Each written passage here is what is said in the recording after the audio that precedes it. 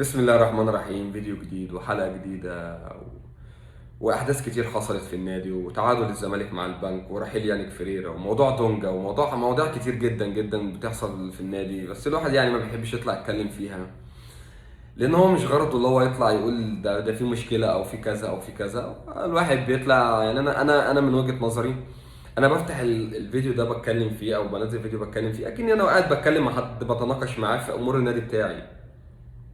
يعني اكن انا وانت صحاب قاعدين مع بعض على القهوه، جايبين الشاي قدامنا ومعانا طاوله او دومنه، وبنتكلم مع بعض، بنتكلم في الكوره عادي. بس حتى الكوره عشان اتكلم فيها، انا ما عنديش حاجه كوره، ما عنديش حاجه بقدمها عشان اتكلم في كوره. يعني انا كنادي الزمالك انا ما عنديش كوره اصلا، انا من اول الموسم بقدم لا شيء. التعادل مع البنك الاهلي ده كده كده متوقع. انا قبل الماتش ده، يا ساعه ماتش الاهلي لما الاهلي اتعادل، انا ابويا قالها لي جمله، قال لي لا، الزمالك هيتعادل تاني يوم او هيخسر. قلت له ازاي يا عم؟ ده احنا دلوقتي كسبانين او احنا دلوقتي معانا فرصه، احنا لو كسبنا هنبقى فرق نقطه، هنخش في المنافسه تاني، والكلام اللي هو بتاع الايه، حماس الشباب ده. لكن ده شاف اكتر مني في النادي، وعصر اكتر مني في النادي. وهي كده كده متوقعه عامه. يعني انا من ساعه ما بدات اشجع كوره، وبدات افهم كوره، وبدات ان انا اخش في موضوع الكوره ده، بداخل دلوقتي في سكه 21 سنه بشجع نادي الزمالك. فده طبيعي، ده طبيعي ان انت الاهلي يخسر انت تخسر بعض او تتعادل، الاهلي يتعادل فانت تتعادل بعض. قليل قوي لما انت تكسب. انت كزمالك، انت احمد السقا الكره المصريه. يعني انا عايز اقول لك ان الاهلي لو انت مش موجود في الدوري ممكن يهبط اساسا. هو انت اللي بتديله كل حاجه. انت كنادي الزمالك بتديله كل حاجه. هو اتعادل فانت بتزقه. هو ما عندوش لعيبه فياخد منك. هو ما عندوش استقرار، وعنده الدنيا مخربطه، وكله بيضرب في بعض، وفي السنج ومش عارف ايه وكله انت تيجي تروح محجز بينهم كده كلهم. معلش يا اخوات، احنا اخوات، عيب هنعمل قعده عرب وهنقعد كلنا نتكلم مع بعض وهنحل، وانتوا ايه اللي يراضيكوا. فانت كده كده كزمالك، انت دي هوايتك المفضله في الدوري، او في كل السنين اللي انا اتفرجت فيها عليك. قليل قوي لما تستغل الفرص، قليل قوي لما تبقى انت كويس. انا ما بعلقش اخطائي او ما بعلقش مشاكلي اصل التحكيم. انا معاك، تحكيم على الله. التحكيم كله او المنظومه التحكيميه بشكل عام هي تعبانه. بس هل انت مشكلتك مشكله تحكيميه فقط؟ احنا خلينا نتكلم في الواقع، نتكلم في الصح. انت مشكلتك مش مشكله تحكيميه بس، انت عندك مشكله تحكيميه واداريه وفنيه وجسديا وعقليا وماديا وصحيا. انت عندك كل حاجه. انت مش مشكلتك مش مشكله واحده، انت مشاكلك كتير. يعني هل انت لو كنت واخد عدالتك التحكيميه في الماتش البنك الاهلي كنت كسبت؟ اه، هقول لك كل ضربه الجزاء ممكن ممكن تتحسب، وممكن ما في ناس تحسبها، في ناس ما تحسبهاش. اه، هي من بره. لو هنحسبها اللي هي من بره، بس في رجل لاسامه فيصل على الخط، ومعروفه على الخط ال 18 يبقى ضربه جزاء. عمل بقى عرقاله وقعه ما وقعوش، دي مش باينه بشكل واضح. بس هي لو اتحسبت ان هو موقعه وهي على الخط فهي ضربه جزاء. هي مش باينه قوي، هي خداعه عامه، يعني زي كره الكره بتاعت المصري بتاعت صلاح محسن. هي كره خداعه، مش باينه بشكل واضح. فانت ديت مش مشكلتك، مش مشكله تحكيميه بس. اكبر دليل على كلامي، انت لعيبتك لما خلصت الماتش، واحد طلع بيحتفل بمان اوف ذا ماتش، والتاني طلع بيحتفل بالجول بتاعه. فما فيش اساسا العقليه اللي تخليك مستمر في انتصارات، في بطولات، انت دلوقتي مشيت يانيك فريرا. حلو، انت مشيته، انا كده كده معاك. لو مش هو ده، انت كده كده انت معاك. انت لا شيء بيه، ومن غيره لا شيء برضه.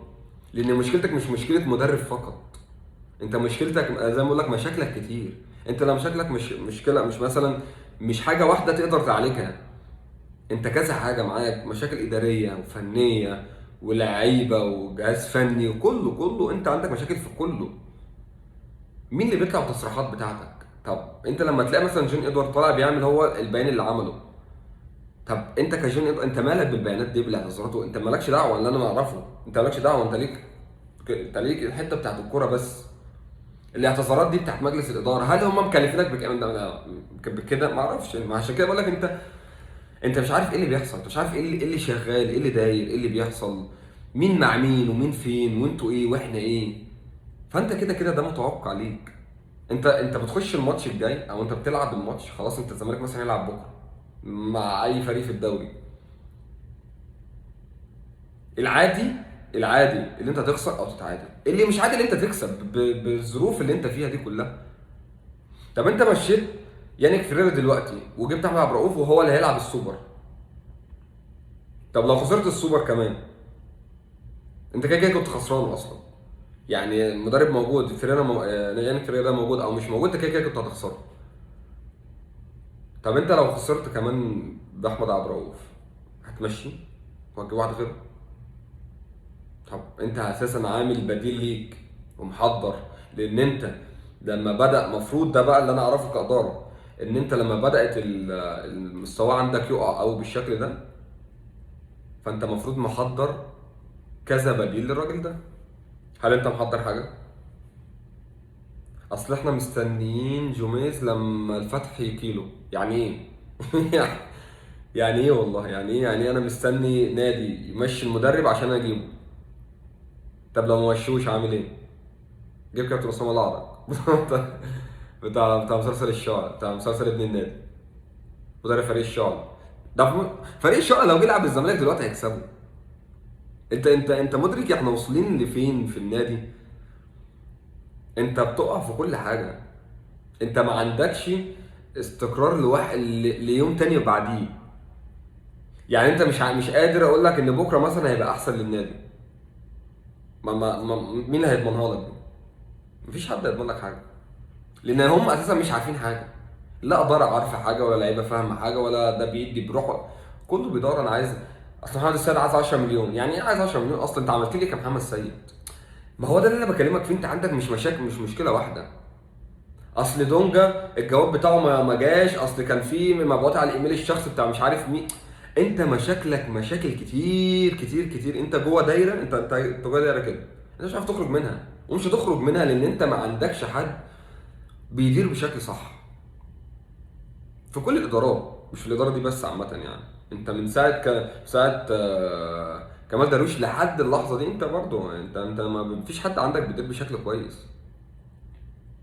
كلهم مصلحتهم وغرضهم هو الاول، انا مصلحتي انا فوق النادي. اصل ولاد النادي متضايقين ان جون ادوار مش من ابناء النادي، فانت مشاكل كتير وحوارات كتير، وده بيتكلم محدش يعني محدش سندك او محدش بيطلع يديك حلول صح تقدر تمشي بيها. فانت مش مشكلتك مش مشكله تحكيم بس. طب انت خدت العداله التحكيميه في ماتش الاهلي، وكلنا بلا استثناء مفيش واحد زملكاوي انا شفته، ممكن يكون فيه انا مش معرفش، بس مفيش واحد انا شفته او اتكلمت معاه او على صفحات الزمالك او على الكلام ده كله طلع قال لك ان التحكيم في ماتش الاهلي كان وحش. هل عملت حاجه في ماتش الاهلي؟ ما عملتش حاجه لحد دلوقتي، لسه قاعد في 18. ما عملتش حاجه، انت ما عملتش حاجه. فهي مش مشكلتك مش مشكله تحكيميه فقط، انت مشكلتك مشاكل كتير. ده اللي المفروض انت تبص له كاداره، ده اللي انت المفروض تبص. سيب موضوع التحكيم وسيب موضوع اللي احنا نحفل على فلان وعلان يحفل عليه، سيب ده لينا احنا كجمهور. احنا نعرف نتعامل مع ده. انا هعرف ارد على واحد اهلاوي بيحفل عليا، بكره هو هيخسر فانا اطلع احفل عليه، بعد انا هخسر هو هيجي يتكلم معايا، بعد انا هكسب بطوله فانت موجود فين دلوقتي، وبعد انت اخر الدوري. ده بتاعي انا كجمهور، ده انا جمهوري انا، بينا وبين بعض هنعرف نحفل على بعض هنعرف. لكن الامور الاداريه دي بتاعتك انت لوحدك. انا مش مشكلتي كل اللي انت فيه ده، مش مشكلتي. انت عندك مشاكل بالجمله، مشاكل ملهاش عدد ملهاش حل، ما يعني مش عارف، مش قادر اوصفها بوصف تاني او حاجه تتمسك عليها جمله مثلا غلط. بس انت ماشي غلط، انت كل قراراتك غلط، وكل مشاريعك غلط، وكل حاجتك غلط. اصل احنا معتمدين على ارض اكتوبر، اصل احنا معناش فلوس، لما هيجي فلوس مش عارف هنعمل ايه. كلمه اصل، طول ما كلمه اصل دي في بقك كاداره، انت مش هتعرف تدير حاجه. حتى دي في حياتك العامه عامه يعني، في حياتك الطبيعيه، في شغلك الاساسي. طول ما انت بتقول اصل انا ما عرفتش اعمل كذا عشان خاطر مش عارف مين، طالما قلت اصل، هتلاقي مديرك خلاص، مديرك بقى اللي هو عدى وهو فكره اعلى منك، اول لما يلاقيك مثلا بتقول اصل مش عارف مين، خلاص يبقى انت كده انت غلط. مفيش حاجه اسمها انا بطلع تبريرات لكل حاجه. انت ما عندكش حد جنبك، محدش بيساندك، انت مفيش غير جمهورك بس هو اللي جنبك، اللي هو مش هيسيبك مهما هيحصل، مهما لو نزلت درجه رابعه هو معاك برضه. بس كل المشاكل اللي انا بكلمك فيها دي مشاكل اداريه. قبل ما تخش بقى في خلينا نتكلم بعقل شويه. قبل ما تخش في مقارنه مع النادي الاهلي، بص على حاجه مهمه في النادي الاهلي قبل ما تخش في بطولات. بص على الاداره. انا معاك ان هو بيتجامل، ومعاك المنظومه مش عارف ايه وكل الكلام ده انا معاك فيه، وكل الكلام ده انا بقوله. مش هقول لك ان لا، انا بقول كل الكلام ده. بقول انت كأهلي لما بقعد مع حد من زمايلي من اهلاويه، انت بتتجامل وانت بيحصل كده وانت. بس الصح ايه؟ ان النادي الاهلي قادر يدير اداره بقى صح، اداره غلط، بيتجامل، هو جامد، هو قوي، اعمل زيه. خليك انت، هو بياخدها بلو الدراع، خدها انت كمان بلو الدراع. هو بياخدها بغش، خدها انت كمان بغش. هو بياخدها بسرقه، خدها انت كمان بسرقه. ما هي كده. مفيش حاجه اسمها اصل احنا ما مش فاسدين. احنا مش فاسدين. احنا مش فاسدين. احنا مش عارف احنا ايه. لا. انت شايف ان الفرقه دي قبل ما اخش معاها في مقارنه بطولات، هبدا ابص الاول انا كاداره قادر ادير النادي الاول ولا لا؟ قبل ما اطلع ككابتن حسين واقول ان انا اكبر قلعه رياضيه في مصر وفي افريقيا. طب انت اكبر قلعه بناء على ايه؟ ما انا عشان كده بقول لك سيب الكلام ده لينا احنا كجمهور، احنا نقوله. احنا هنطلع نحفل على بعض ونطلع نقوله، هنطلع بنادينا كده كده السما.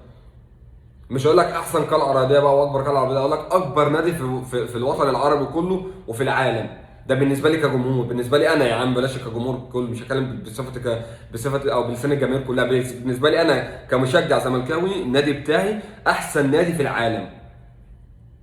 موجود في الدوري، مش موجود بينافس ما بينافسش، بياخد بطولات مع لعيبه معهوش لعيبه، مع اداره معهوش اداره، هو احسن نادي في العالم.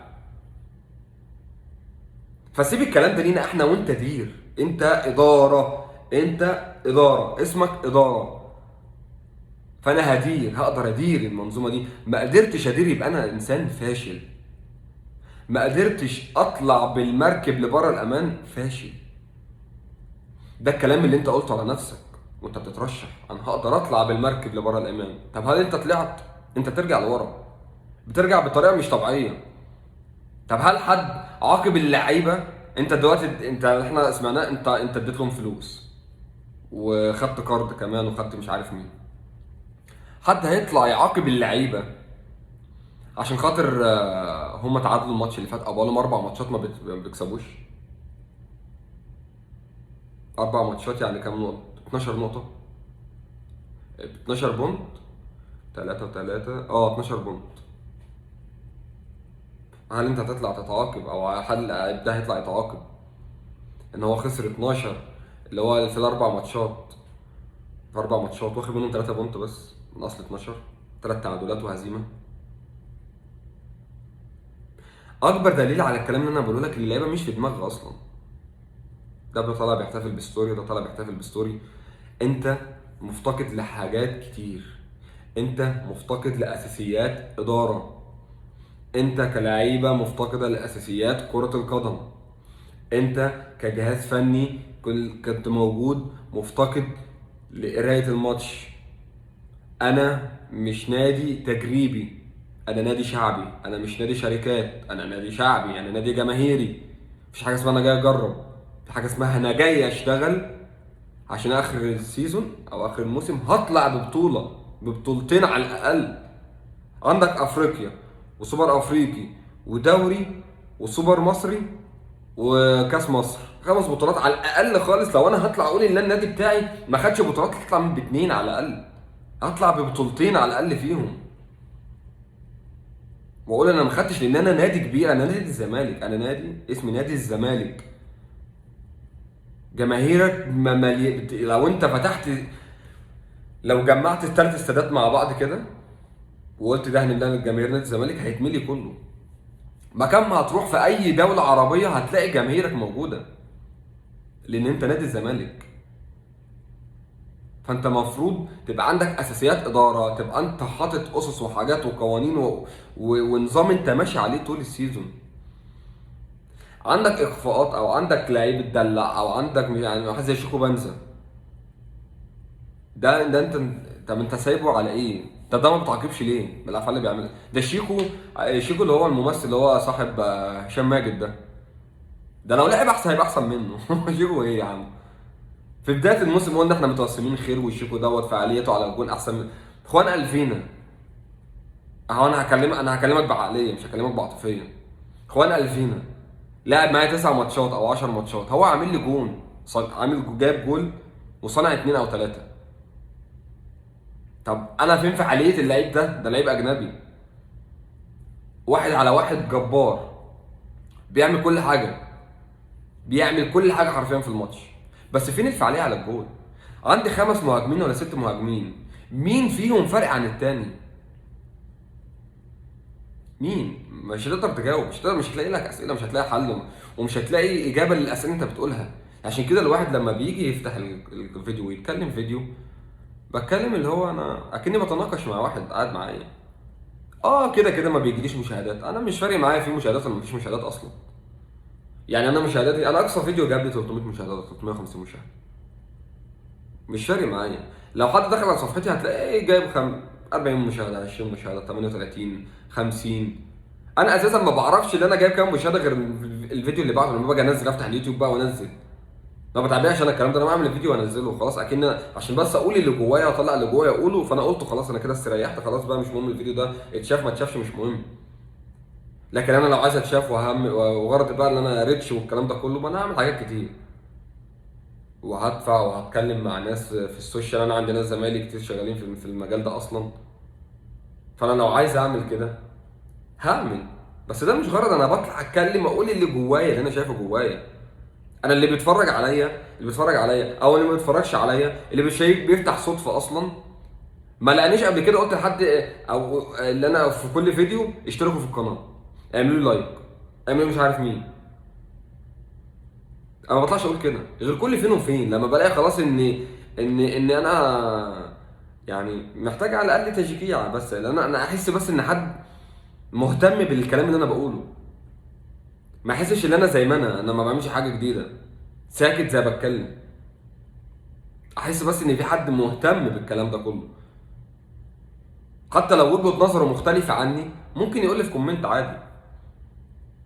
حتى لو وجهه نظره مختلفه عن الكلام اللي انا بقوله، بس يبقى على الاقل سمعوا، او على الاقل حد سمع وجهه نظري، على الاقل حد سمع او شافني وانا بتكلم وبقول ده في 1 2 3 4 5 6 في النادي اللي انا بحبه، لان انا عايز النادي بتاعي يبقى احسن نادي.